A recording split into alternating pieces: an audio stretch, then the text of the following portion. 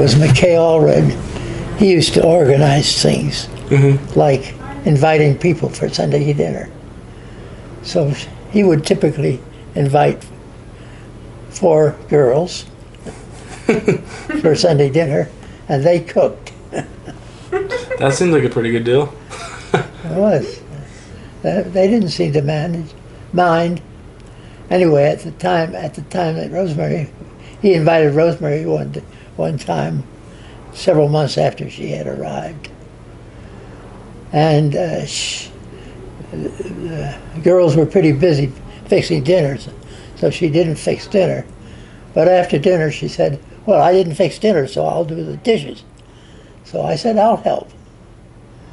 And that's how we really got acquainted. While she washed, I wiped. Oh, yeah, that's awesome. I didn't know that. Yeah. I love that. So that was kind of, if you go, like our first date. Yeah. But I did have courage enough to ask her for another date or two before the winter was over. And then at Christmas time, she went down to New York. Her parents were there. And her mother slipped on the ice and broke her hip in New York City. Oh. In front of Rockefeller Center. So instead of coming right back, I expected them back, and we were going to have her parents over for our dinner at the Bachelor Boys.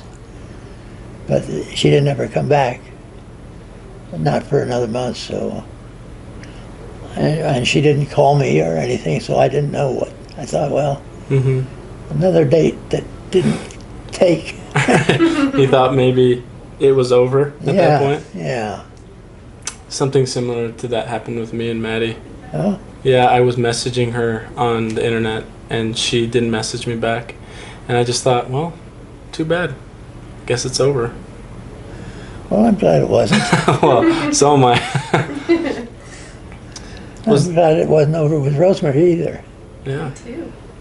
But it turned out she had a boyfriend in Salt Lake, Oh, no. and I didn't know about. So about sometime in the spring, I began talking. I said to her, "Have you ever thought about getting married?" And she said, "Yeah, oh yeah. I mean, to me." And she said, "Oh no. Oh, I meant to tell you about my boyfriend." At which time she did talk to me about him. Oh no. And but she wrote that night to her parents and said, "My boyfriend has proposed to me." She thought I had proposed to her. I didn't think I had proposed to her. Wait, I'm confused. She had a boyfriend at this time? She had a boyfriend in Salt Lake, Okay.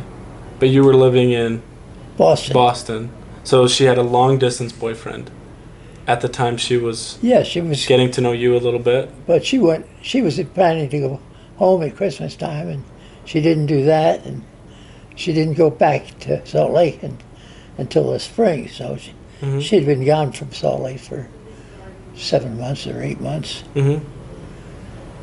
Anyway, she apparently thought I had proposed and wrote to her parents desperately, "What am I supposed to do?"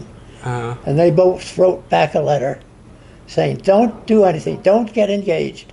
Come back here and think it through." And the next Sunday we went out in the park in Boston, and she showed me the letters From her parents? from her parents. She says, what am I supposed to do?" I said, "Well, I proposed last night and you accepted. You're committed." You already signed the contract. Yeah, you always signed the contract. So that was it. I said, I don't have a ring to give you, but I have a fraternity pin. Would you like that?" She said, "Oh, yes." So we went back to my apartment and got my fraternity pin, and I handed it to her. And she said, no, you don't. You have to pin it on. You're not getting away that easy. Yeah. So.